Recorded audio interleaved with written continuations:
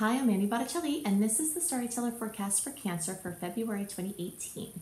Go to my website, anniehelpsyou.com, check out my most recent blogs and the other blogs on there. And if you would love to learn astrology for personal or professional purposes, my astrology apprenticeship program is enrolling now. And it does close out quickly, so definitely check it out. If you would like to have written reports for your individual horoscopes, this is something new that I'm doing besides the videos, then check out my website, cozybysweetstarlight.com, where you will find succinct, focused horoscopes for each sign that has different areas of focus than what I talk about in the videos. So it's nice, nicely supplemental. And also I talk about great reads for each sign each month. So check that out along with a lot of wonderful blog headers on that site. So what's going on in the month of February? We are still here at crossroads, major crossroads, complements of the eclipses. When it is eclipse time, it is generally a time when change is in the wind, and change can be very exciting, can be very welcome, and it can also be very scary, and there can be much resistance. But either way, there is often much impetus and opportunity to move forward. We have the lunar eclipse on January 31st, and if you would like to know more about how that eclipse can affect you, then definitely check out my January report, because in the January report, I talk about the lunar eclipse on the 31st for each sign, and that's definitely relevant for February as well, because we feel these eclipse energies long before they actually occur. You know, the astronomical event of an eclipse happens on one day. The astrological effects are much longer. So this is part of a cycle, this Leo Aquarius eclipse cycle that started at the beginning of 2017 and runs well into 2019. We're about midway through stories that have been ongoing. So really, even though I say 4 to 6 weeks before an eclipse we can get news, I just recently got eclipse-related news for this February 15th Aquarius, a 27 degrees eclipse in the middle of December. That's eight or so weeks beforehand. So we can get news at any point. It's just the 4 to 6, sometimes 8 weeks before and after them. It tends to be a hot spot, a longer continuum. So we are in a hot spot now. Lots of information coming in. The eclipses are sometimes activating things on more subtle levels where we're not seeing the material realms light up as strongly, but sometimes they are, the manifestations are very much actively overt.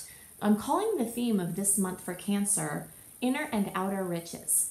And I'll explain that in more detail, and we'll see this as I explain where the solar eclipse is occurring for each of the placements. So, the early degree placements are going to have this eclipse in their 9th house. Some of you middle degree placements might also have some effects in your 9th house. So you early and middle degree placements, listen up as I talk about the 9th house.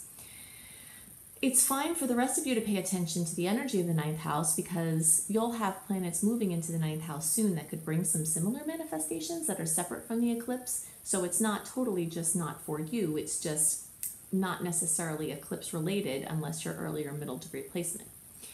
And then the rest of the middle degree placements and late degree placements, you're having this eclipse happen in the 8th house.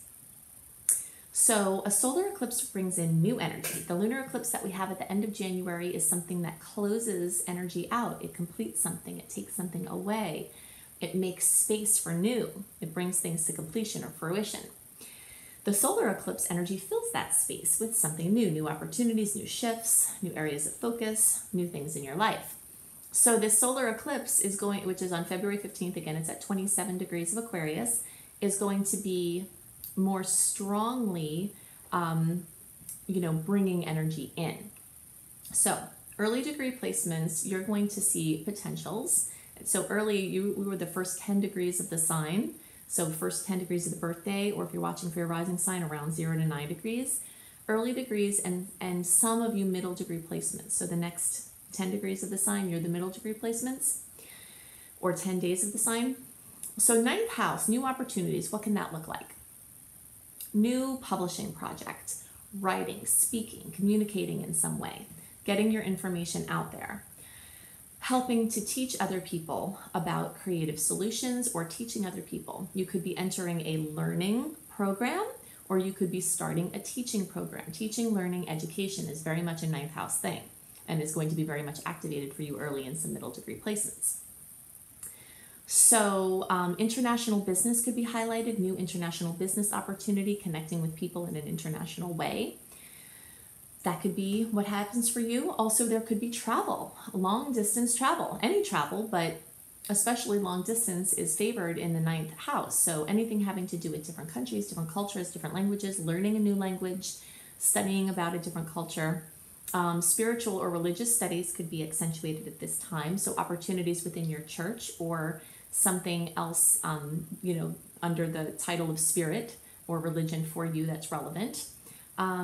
This has to do with finding transcendent solutions. So Einstein said that we can't find a solution for a problem with the same line of thinking that the problem, exists. And this energy of the ninth house, it goes above that. It's a transcendent energy. So finding solutions, creative solutions, teaching, learning, educating, traveling, diversity, anything like that is very strongly accentuated with the ninth house. And again, publishing, writing, speaking, something like that. For the 8th degree, or for the 8th house, for the rest of you middle and late degree placements, and so you can see that the inner and outer riches, let's talk about how that applies here. Opportunities with this 9th house could actually be bringing you in money. And it may or may not be right now. Like if you're learning something, it could be a little while before that when it comes in, but you could be doing something for your professional development that winds up bringing you something in the future from the perspective of riches. And this can be financial riches, or this can be inner riches, spiritual riches, emotional riches. The same thing with the 8th house. The 8th house is very much about riches. And this is kind of a theme for you. You'll notice in the January report, we're focused on the 2nd house. And the 2nd house has to do with money as well. So we talked about major financial occurrences happening then. Well, this eclipse is also activating a money sector for you. This 8th house has to do more with other people's money. So the 2nd house that has been activated by the lunar eclipse is your individual income, and this 8th house has to do with opportunities that come from your spouse or partner, or somebody else close to you, or somebody you don't know. It could have to do with your family money, or family opportunities. It could have to do with inheritances. It could have to do with sweepstakes, winnings, lotto, just money coming out of the blue. It could have to do with capital coming to you from anything, loans or other. So a new opportunity with buying, selling, loaning, credit, debt, and also collaborating with other people. So somebody, a resource maybe who is more established, can come help you bring your work into the forefront and out to more people, even without you having to take the time to establish a base. You plugging into things other people have accomplished can be part of where your success comes from with this solar eclipse. And again, this can be related to money, so outer riches. But this is an esoteric house. This is a spiritual house. This is a psychological house, an emotional house. So it could relate to inner riches as well. And all of the two could be, mutual. This can have to do with having a major spiritual insight or esoteric awareness. Learning something that changes how you see things is another way that this can manifest. So lots of possibilities for expanding inner and outer riches are present. If you are wanting to buy something, like buy a home, this is a fabulous month for this. I also put these out a month early, or at least a month early, because I like to give you a heads up of what's coming and help you to see a period of time more kind of like a bird's eye view. So if you're wanting to buy a house or buy something of value or make some investments, this is an amazing month for that as well. So going into contract in January and closing in February, or going into contract at the beginning of February, closing at the beginning of March. All of these are avoiding the Mercury retrograde transit. And it's not that you can't do anything or buy anything, or anything can't go on during Mercury retrograde transit. It's just that it adds more murkiness to negotiations and contracts, and it rules more of a short-term energy. So if you're trying to make a long-term investment, a long-term purchase, then February has more promise for that, in early March then, as we get more into 2018 and start this big roll in and back of this wall of personal planets being retrograde for the rest of the year, pretty much. So those are the things that are most on my mind for Cancer placements. Now I want to talk about the exact transits that are occurring, what days they're occurring, what things to know about those transits, things to walk, kind of like tiptoe around, and some other things to move forward with, or energies from pushing forward. Also determining the difference between whether you're supposed to be moving forward or whether you're supposed to hold off. We'll get into more of that because there will be some confusion on those topics possibly with the transits. And there are also some patterns and rhythms from the astrological perspective that are present this month that I want to get more into. So we're going to go into all of that now. So the theme for the month for February 2018 for all signs is radical new directions. This is compliments of our solar eclipse that is the highlight of this month, which takes place on February 15th, and it's at 27 degrees of Aquarius. We've been talking about these eclipses for a while. First of all, because as long as we are in an eclipse cycle, news can come in that is eclipse related. So that means from beginning of 2017 through well into 2019, movement along these Leo Aquarius fronts, so anything in the Leo and Aquarian realms, and anything along the houses where it's hitting for each sign, can come through at any point in the eclipse cycle. It's just when the actual eclipses are happening, and then the 4 to 6, even 8 weeks before, and in some cases after, they're like hot spots on a timeline of a story that is ongoing. So sometimes I get asked the question, can I have eclipse news come in sooner than 6 weeks before the actual eclipse? The answer is yes. I actually just myself this week had something very clearly, and I'm recording this in the middle of December, very clearly had a solar eclipse in February manifestation starting to come through in the middle of December. So the eclipse times and the times right before and after are hot spots where there's an increase in frequency of eclipse related news. But if you look more closely, you'll see that this story that's going on is in motion behind the scenes to some degree for the whole time of the eclipse cycle. So, radical new directions for this period of time. We have major trajectory changes as a common outcome of eclipses. So we're remembering that an eclipse as an astronomical event takes place on one day. An eclipse as an astrological event is an ongoing cycle of a story. So we're looking for hot spots or major news or things to come through around eclipse time because the frequency and the probability is increased. So that's why around this period of time, you'll be likely having the effects of the solar eclipse. So the lunar eclipse that happened at the end of January, we're still very much in a hot spot for that. So closings, endings, completions, things coming to fruition in a big way that you've been working on. Those energies can still come into February, even though the highlight of the month astrologically is the new moon. So the new moon solar eclipse brings in new opportunities, new windows, new doors, new possibilities. And sometimes they're in line with things you've been working on, but sometimes they seem to come out of the blue. So look for this news, but usually it won't be too hard to find. But at the same time, sometimes there are things going on the more subtle levels that are only aware to the seeker. You know, if you're looking for it, you could go through an eclipse season and think, well, gosh, nothing happened at all. But if you're really looking, you'll definitely see at least subtle changes in the story that's going on. So there will be major impetus to move forward, and the stars are right in general for new directions because we don't have any personal planets retrograde this month of February. But at the same time, I describe a lot of what else is going on in February as mischievous. You know, there are aspects that can definitely serve as hindrances to moving forward. So while I'm giving you the report about this green light for moving forward, if you're intuitively not feeling like you should say yes to something or that you should do something, then you have to honor that And there might be reality checks or things to make you look or dig deeper throughout this month. And we'll go into more details about each of those aspects and what days they are and what they can bring. But just to kind of understand this month better. Green lights on for moving forward, but lots of hindrances that could bring hesitation or doubt.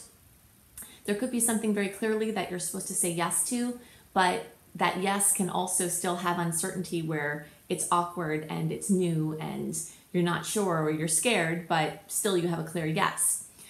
One of the most important things to figure out this month, really, really imperative, to tell the difference between self-sabotaging reluctance and, which comes from fear, which would require some use of will to push through, and an actual just intuitive push saying, no, it's not time.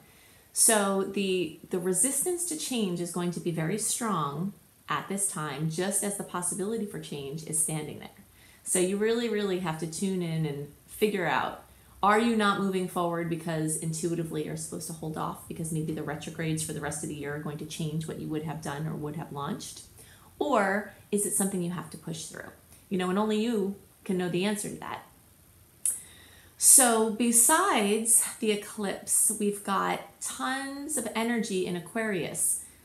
Besides the new moon and solar eclipse, we've got lots of planets moving through that sign. So the Aquarian realms will be lit up in major ways. So anything that involves teaching, leading, or participating in groups, anything that has to do with friendships or social media or social circles, involvement with humanitarian efforts, connections with or working for large organizations. It also has to do with anything that has to do with the internet or internet-based projects or technology or futuristic thinking, patents and things like that. You could see a lot of activity in your friend realm, you know, friends coming in, friends leaving, drama with friends, opportunities with friends, networking possibilities. Whenever the planets are in Aquarius, it's usually a pretty good time to be networking in some way. So just feel into how that could be appropriate for you.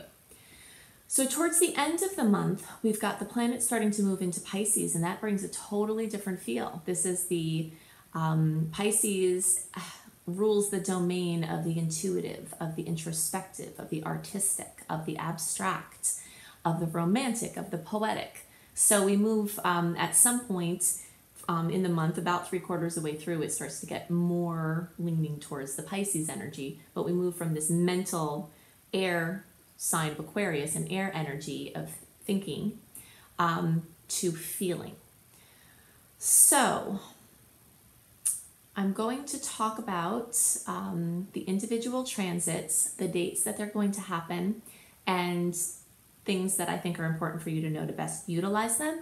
If you'd like a written report of what I'm explaining here in this general transit, then you can sign up for my free email newsletter at anniehelpsyou.com. When you sign up at anniehelpsyou.com, you get my monthly newsletter a month early so that you can see the dates and the energies at play written and not just in the video version. So on February 3rd, we have Mercury in Aquarius making a 60-degree angle to Mars in Sagittarius. This is a very favorable angle. So the good vibes are easy flowing now as these two very easygoing signs are getting together in a great aspect. So this is a great time for dreaming big and expressing ideas in a big way.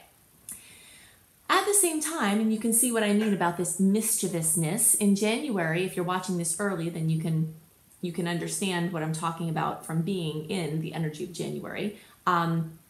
But January has a lot of green lights to move forward with less of the mischievous hindrances.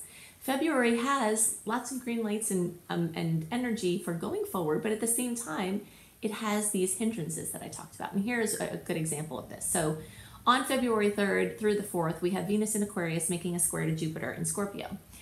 We have 3 squares with personal planets to Jupiter this month, and that is part of what's making this theme where Jupiter's trying to expand something, but the square formation is causing a block or causing something to push through or causing questions or causing stopping. So freedom and commitment may come into conflict at this time. The aspect can also bring challenges to love, money, or expression.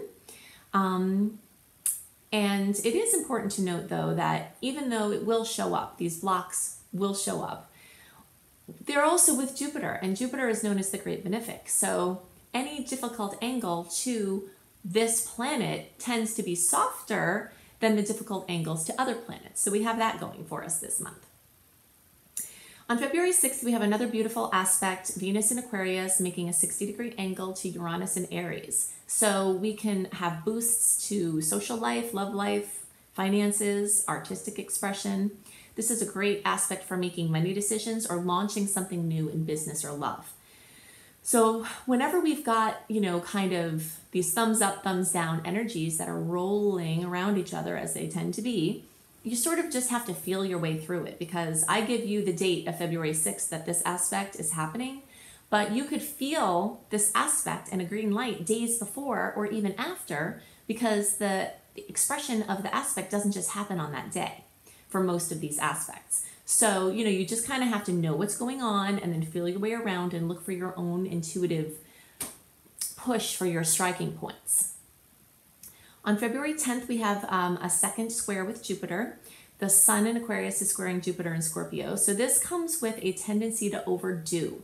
So here I am telling you, try to get everything you can done this month, right? Because the wall of retrogrades starting March 8th is going to descend upon us very quickly. So yes, it's true. We do want to do a lot this month. And yes, it's true that a transit like this could cause us to overdo and become tired or become frazzled. So it can also cause us to overpromise.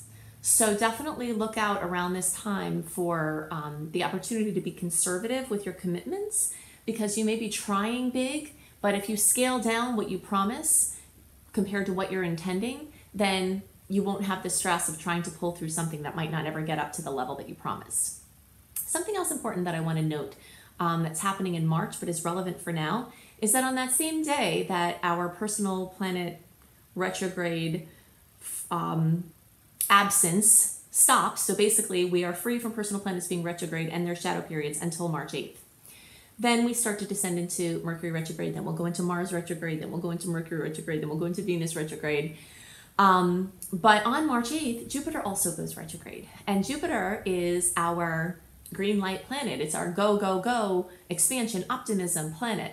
So even though this is extra relevant for Sagittarius, it's relevant for everybody trying to do anything. So this is another reason, if you feel if the intuition feels on board for pushing forward this month, to really just push through and do extra work this month, because you want to get your projects out before Jupiter goes retrograde.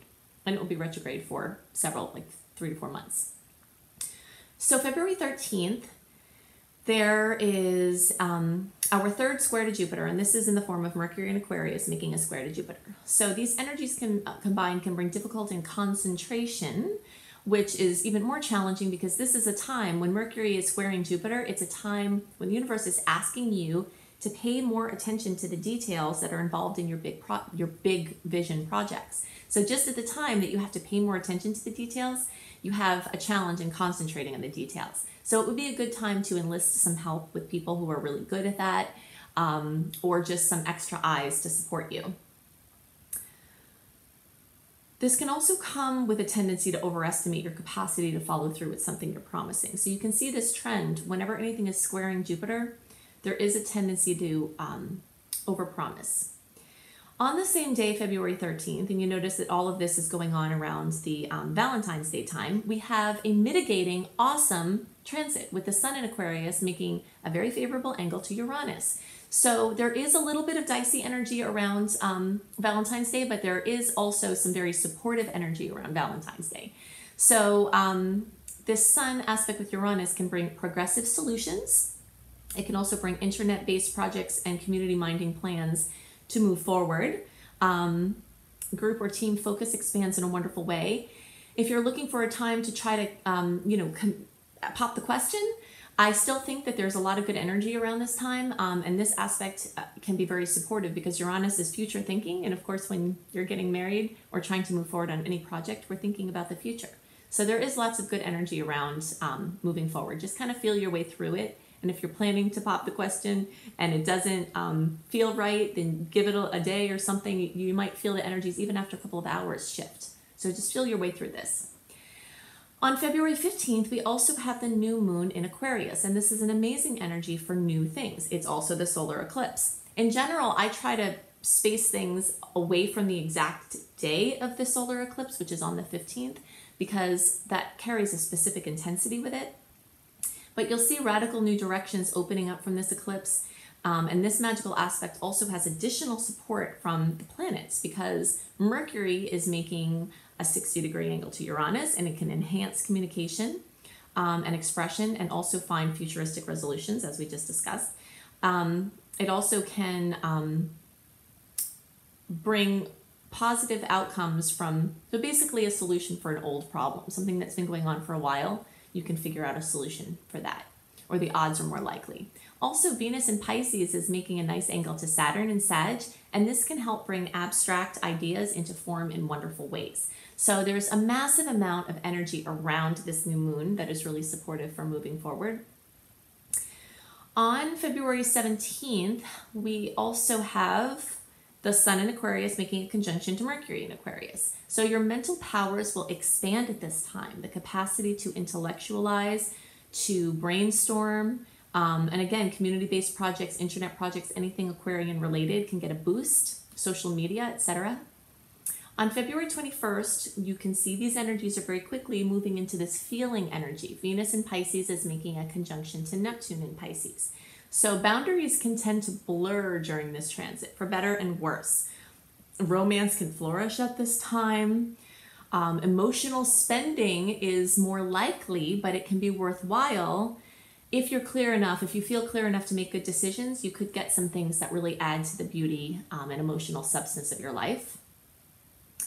And by the way, this whole month is really great in general for making important purchases. If you feel your way through and it feels like it's the right move for you. Phones, cars, making decisions, starting programs, launching anything. This is one of the best months of the year for pushing things forward in a big way. So you definitely want to take advantage of that. Something else that is great at this transit on the 21st with Venus and Neptune is it's wonderful for artists and art-related projects. So on the 25th, we have Venus in Pisces squaring Mars in Sag. So this can be a little bit of a bummer. Emotional longing may be met with emotionless and detached reflections, okay, which doesn't usually feel good. But this is a really good time to remember that the only constant that we can trust is our connection with spirit, and not the fickleness of the material realms. So when we have a transit like this that can be a little bit disappointing or a little bit confusing, it serves to fuel our spiritual work in the way that whenever we put our dependence of happiness in something outside of ourselves in an ever-changing world, we're on a planet that's moving, that's spinning, but it's also moving, and then it's also moving within that moving, and then it's in a solar system that's moving, in a universe that's moving, everything is moving. So the only thing that's constant is our connection to spirit, that all that is. And this is an amazing transit to reiterate that into our being and to be able to find happiness beyond what our circumstances are. At this same time, we have Mercury and Pisces making a conjunction with Neptune. So this combination can be amazing for romance and emotional connections. Alternatively, and especially because of the square that is also happening this day, it can cause confusion or deception. So just again, tune in and trust your gut feelings in deeper ways. On the same day, the 25th, this is a very powerful time in the cosmos, lots going on. We've got the Sun in Pisces making a beautiful aspect to Saturn in Capricorn, which is a great time for abstract ideas taking shape beautifully and rough edges being softened with great outcomes. Whenever we have energies of water and energies of earth coming together in a beautiful aspect, it gives us the opportunity to blend art and function. On the 27th, we have an awesome aspect with Venus in Pisces making a 60-degree angle to Pluto in Capricorn. I want to take a second now to note, you've noticed I've said 60-degree angle quite a few times in this report. That means that there is a strong story of this 60-degree angle. And 60-degree angles are positive, supportive aspects, but they usually involve you having to take action on something. They're a little bit different than a trine. Trines tend to just bring things in, and yes, you can take action on those beautiful aspects also, but this 60-degree angle really wants you to do something. And the way I always describe this is like, let's say you want a peach pie, right? And you have all the ingredients for the pie on your counter, and then you're like, why don't I have a peach pie? Everything is there, right? Well, you have to use the ingredients to make the pie. So you might have to do something active with these 60-degree angles to be able to get the better aspect, but they're full of opportunities. So on the 27th, we've got this Venus in Pisces, 60-degree angle to Pluto in Capricorn. So again, you see this theme of artistic flow, receiving great support, tangible support, material support. Look for ways to bring intuition and practicality together. So you've heard me say something like that a few times, and that's because of this blending of water energies and earth energies as a little bit of a pattern this month. On the 28th, we have Mercury in Pisces making a square to Mars in Sag. So be on guard for misunderstandings at this time. Unclear communications can bring challenges and conflicts, and it may be hard to express feelings at this time, or it could just be that deadlines could create creativity blocks. You know, Mars in Sag wants to go, go, go and be everywhere at the same time and do everything at the same time, but Mercury in Pisces is more of a slower, emotional, quiet, soft moving energy, you know? So whenever those two conflicting energies come in, you can see there might be some conflicts there. Also on February 28th, we have a beautiful aspect with Mercury in Pisces making a 60-degree angle with Pluto in Capricorn. So compassionate communication can result in great strides at this time. So adding art to function is a great way to use this energy also. I love the book, Marshall Rosenberg's book, Nonviolent Communication, for everything, for always. But when we have aspects or combinations like this where there's so much softness and feeling, coming into connection with a different type of energy, you know, the more we can tune in and really put ourselves in the place of someone that we're communicating with and look at it from their perspective, there's a tremendous amount of healing that can occur with that. So these are the things that are most on my mind this month for the general transits. Definitely go to my website, anniehelpsyou.com, see what's new in my blogs. Also, sign up for my free email newsletter to get your monthly write-up and more. Definitely go to cozybysweetstarlight.com to get your written monthly horoscope for each sign. That's something new that I've never done before, but I am doing it on my new site, Cozy by Sweet Starlight, along with great reads for each sign and lots of blog headers for your comfy, cozy life, astrology kissed life. Then check out my husband, B.R. Newman's tarot scopes to get more information about what could be in store for you at iamhelios.com, iamhelios.com. So I hope you have a wonderful month. Check out my astrology apprenticeship program if you would love to learn astrology with me, and I'll see you next month.